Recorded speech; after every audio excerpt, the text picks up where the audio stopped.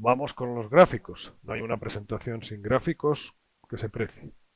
Así que esta no podía ser menos. Los actos contra la aviación civil, si los tratamos en cuanto a cantidad, han sido principalmente secuestros. Aquí podéis ver que a lo largo de la historia el 32% de estos actos ilícitos son secuestros. Siempre que se ha considerado que la aviación, por su repercusión mundial, por su falta de barreras, por su gran imagen ante los medios de comunicación, era un gran método para presionar a los gobiernos para conseguir sus objetivos. Y así, durante las diferentes guerras frías, durante los diferentes puntos de la historia en que grupos terroristas han intentado conseguir algo, el secuestro, el cambio de vidas humanas por objetivos militares o el cambio de vidas humanas para la liberación de presos ha sido un método tremendamente utilizado. No olvidemos que a lo largo de los meses, cualquier mes de cualquier país del mundo, mueren muchas personas en las carreteras. Desgraciadamente, los accidentes en la carretera es algo que compartimos día a día. Por ejemplo, en España, desde donde yo grabo esto, el mayor atentado de la historia ha sido contra los trenes. Casi 200 personas fueron asesinadas con la colocación de bombas en trenes. Sin embargo, cualquier pequeño incidente que se produce contra un avión tiene una repercusión mundial muchísimo mayor que cualquier gran accidente que puede tener cualquier otro medio de comunicación, de transporte. Así que esta es la razón por la que los secuestros en aviación civil son una característica muy peculiar que no tienen otros medios de transporte. Estamos viendo exclusivamente un porcentaje numérico y un porcentaje histórico que ahora veremos que va cambiando año a año. En el gráfico que veis, que solo pone hasta 2006, porque a partir de esa fecha el uso de los secuestros y de las bombas no tiene tanto interés como lo que os voy a contar ahora. Si vemos el gráfico en detalle, podemos ver que hasta el año 73 el número de secuestros era infinitamente más elevado que el número de bombas o de intentos de colocación explosivos. ¿Qué ocurrió para esa importante bajada? Que se instalaron los arcos detectores de metales en los aeropuertos. Es un ejemplo clarísimo de lo que se denomina en seguridad causa-efecto. En el momento en el que se pusieron los arcos detectores de metales, hubo una gran mejora en la seguridad, ya que el número de secuestros bajó. ¿Qué ocurrió? Que lo que tardaron los terroristas en buscar otro método para hacer daño, vemos que a partir del año 74 se produce un importante ascenso en el número de bombas a bordo de los aviones. Así ha sido toda la historia de la seguridad en la aviación y de cualquier seguridad en cualquier campo. Cada vez que los terroristas utilizan un medio, las fuerzas de seguridad ponen una barrera. Para saltarse esa barrera, los terroristas buscan otros medios. Esta es un poco el ir y venir de la aviación y eso es lo que veremos a lo largo de las próximas transparencias. Aquí tenemos la evolución de las víctimas producidos por actos de interferencia contra la aviación.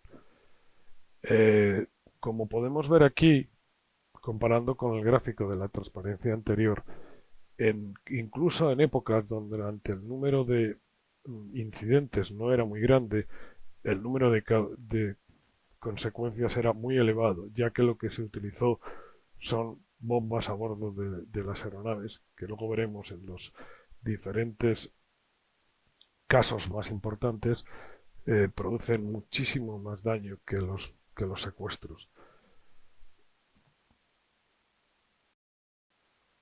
En esta transparencia podemos ver la evolución de los secuestros y bombas a lo largo de los años.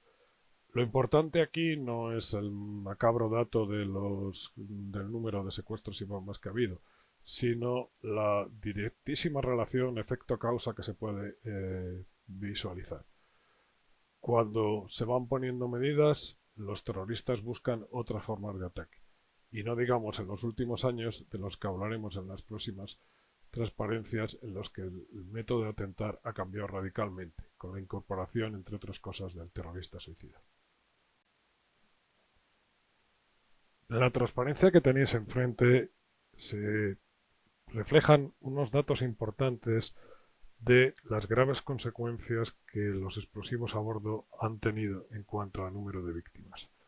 Vimos al principio de los gráficos que el número de secuestros a lo largo de la historia de la aviación sigue siendo mayor que el número de atentados realizados con explosivos. Sin embargo, el número de víctimas es muchísimo mayor en el caso de explosivos a bordo que en el de secuestros. Aquí tenéis quizá los 4 casos más importantes: el vuelo de Air India de junio del 85, el vuelo de Air Corea de noviembre del 87, el vuelo de Utah de septiembre del 89 y no se me ha olvidado el vuelo del PAN 103 de diciembre del 88. Lo que ocurre es que lo he querido dejar para el final, ya que fue un atentado que cambió radicalmente el concepto de riesgo que había contra la seguridad. Hasta ese momento, el secuestro y por tanto el evitar que se entrara a bordo del avión con una pistola eran realmente el objetivo contra el que había que luchar. Se había dejado en un segundo término el equipaje de bodega. La explosión del PANA 103 fue debida a la colocación de entre 300 y 400 gramos de explosivo en la bodega del avión dentro de un radiocassette. Fue realizado por 3 terroristas libios, algunos de ellos incluso miembros importantes y hasta de seguridad de las líneas aéreas libias.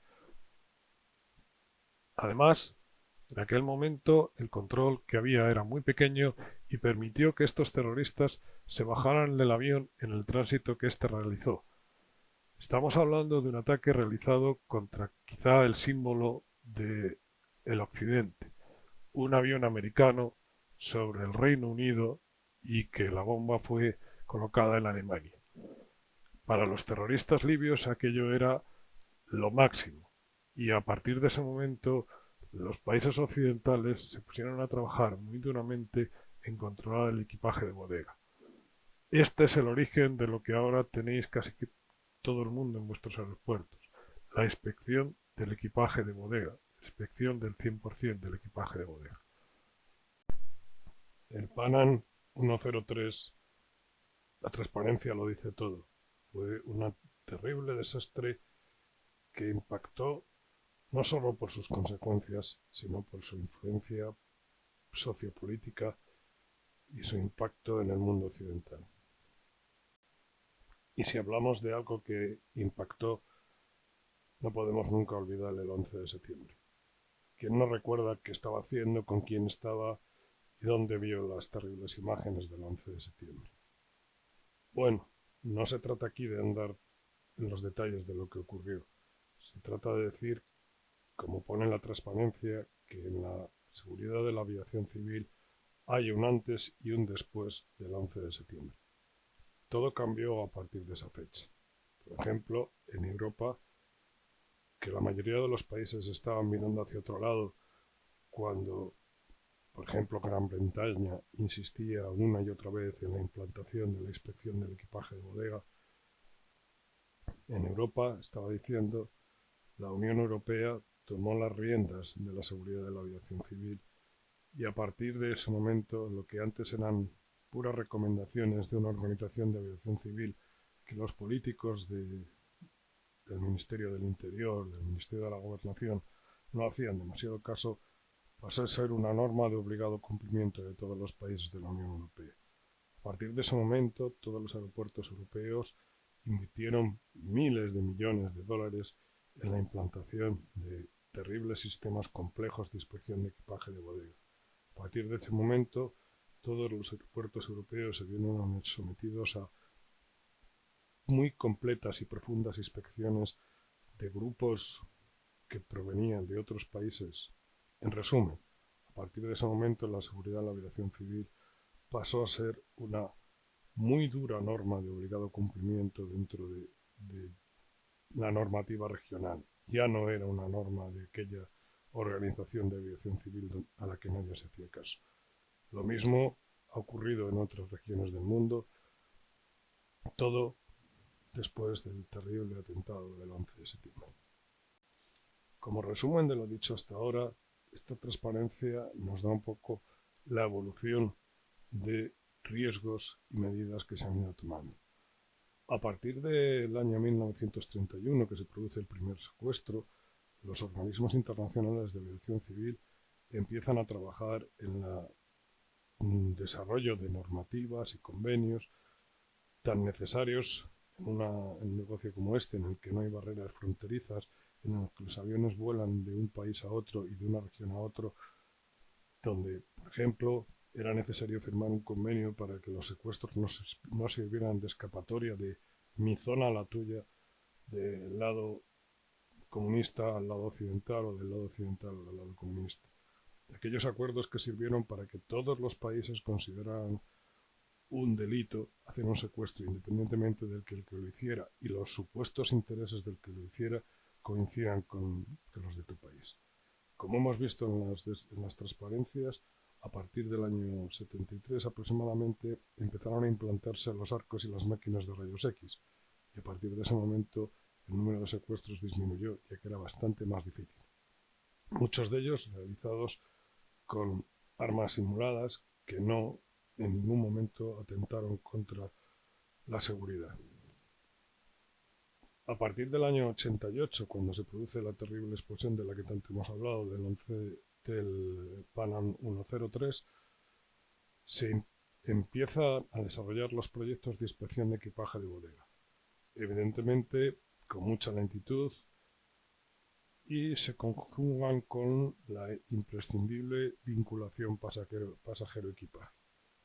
En el año 2001, en el vuelo de París a Miami, se produce otro cambio en la normativa. Hay que controlar los calzados porque se ve la posibilidad de que las personas pudieran llevar en botas o en tacones altos artefactos explosivos. En el 2006 se detecta un plan para atentar contra aviones británicos con líquidos explosivos, y es donde se empieza a implantar el control de los líquidos. En el año 2010 se produce también otro evento que hace que se incrementen las medidas en las terminales de carga, que es un explosivo escondido en un cartucho de impresora. Como vemos, hay una directa relación riesgo-medida a lo largo de los años.